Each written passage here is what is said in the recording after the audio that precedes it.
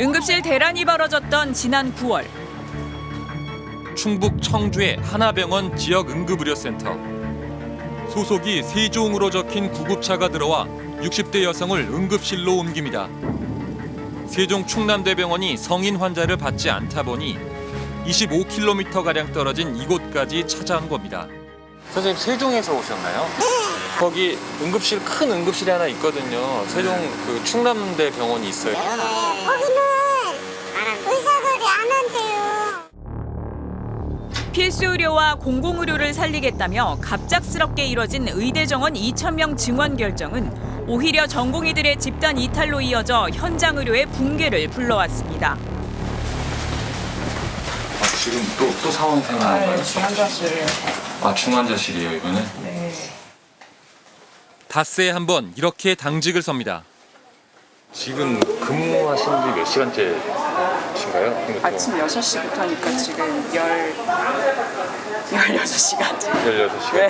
근데 제가 오후에 또 원내 일정이 있어요. 그게 1시 시작하거든요. 끝나면 2시. 마무리하면 3시 되겠죠. 스트레이트는 의료 대란을 단순한 문제로 보지 않았습니다.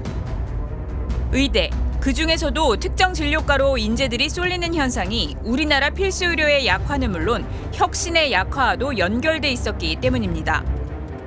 대입시험 자연계 수석이 어디로 진학했는지 전수조사했습니다. 1980년대에는 12명 중 9명, 1990년대에는 11명 전원이 이공계로 진학했습니다. 2000년대에는 수석 4명 전원이 의학 계열로, 2010년대에는 18명 중 16명이, 2020년대에는 5명 모두가 의대에 갔습니다. 그때 어떤 일이 있었나 생각해보면 우리가 다 알듯이 그때 우리 외환 위기가 있었죠. 외환 위기 때 그동안 갖고 있었던 평생 직장의 개념이 싹 없어지고 안정적인 일자리가 중요시 되었고요. 이는 한국 경제의 성장 동력 문제와 이어져 있었습니다. 삼성전자, 현대차, LG엔솔 같은 대기업은 물론 네이버, 카카오, NC소프트 같은 기업들까지도 모두 1980, 90년대 이공계 전성시대가 만든 성과였습니다. 단언컨 얘기하는데 이공계가 옛날 이상으로 중흥이 되지 않으면 저는 대한민국 미래가 걱정이 됩니다. 우리가 여태까지 먹고 살 수 있었던 게 뭡니까? 지금 얘기도 하고 있는 반도체, 2차 전지, 자동차 이런 것들을 먹고 사는 거 아닙니까? 그거 누가 했어요? 그 엔지니어들이 했잖아요. 어떡할 거야? 그 다음 세대는. 실제로 한국은 경제와 수출의 핵심인 반도체 분야에서 예전과 같은 위상을 잃어가고 있습니다. 시스템 반도체를 위탁 생산하는 파운드리 시장의 1위는 대만의 TSMC입니다. 5년 전 이재용 삼성전자 회장이 파운드리에서도 1위를 하겠다고 선언했지만 점유율 격차는 오히려 더 벌어지고 있습니다. 그동안 삼성이 어떻게 보면 시장을 주도해왔고 선도해왔다라면은 지금은 약간 이제 양측의 그 AI와 그 다음에 이제 메모리 사이에 껴서 지금 어떻게 보면 끌려가는 형국이에요. 하지만 정부는 R&D 카르텔을 이유로 R&D 예산을 삭감했습니다. 항의하는 카이스트 졸업생은 입이 틀어막혔습니다.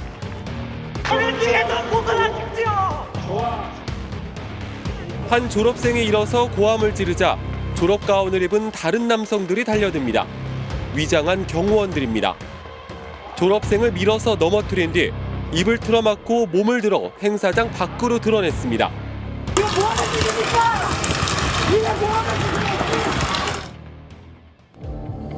경제가 어려워지며 내수는 위축되고 프랜차이즈 본사와 배달 플랫폼 사이에 끼인 자영업자들은 벼랑 끝으로 몰리고 있습니다. 2만 원짜리 치킨 한 마리를 팔아 남는 돈은 1,000원에서 2,000원 사이입니다. 즉, 점주 몫은 10%도 안 된다는 뜻입니다. 소위 말해서 많은 분들이 버티자. 왜냐하면 희망 고문을 당하는 거는 있겠지만 그래도 지금보다 나빠지진 않지 않느냐. 뭐 이런 실정으로 버티고 있는. 제주는 곰이 부리고 돈은 이제 뭐 다른 사람이 벌어간다 뭐 이런 그런 표현도 있잖아요. 가맹점들이 아무리 열심히 해서 돈을 벌어도 다양한 방법으로 그 그 잉여를 본사에서 가져가는 이런 계약들이 좀 만들어질 수가 있고. 노동자들은 여전히 위험 속에서 일을 하고 있고 이 위험을 쉽게 고발하지도 못합니다. 이렇게 스트레이트와 노동조합 협의회의 조사에서 전국적으로 7명의 혈액암 환자가 더 확인됐습니다. 서울교통공사 7명을 합하면 모두 14명이 됩니다. 어떤 때는 오전에 그 작업을 하면은 점심을 못 먹을 정도로 속이 메스껍다든지 또는 이제 뭐 헛구역질을 한다든지 이런 일이 다반사였죠. 한 아파트 공사 현장의 안전 불감증 문제를 지적했던 2명의 건설 노동자들. 당장 위험한 뭐 이렇게 시급한 위험 상황이 아닐 때에는 사진을 올리지 말아 주시기 바랍니다라고 올렸어요. 그 다음부터는 저희가 올리지 않았습니다. 그리고 얼마 뒤 퇴근길에 근로계약이 종료됐다는 통보를 받았습니다. 서민들은 안심하고 살 곳조차 잃었습니다. 차근차근 돈을 모아 가족과 좀 더 좋은 집으로 이사하는 꿈을 꿨던 사람들이 꿈을 접고 있습니다. 정말 멘붕 오면서 생활이 피폐해질 수밖에 없거든요. 일단 이거를 해결하는 데 집중해서 지금 다음 수순 아예 좀 신경을 못 쓰게 됐는데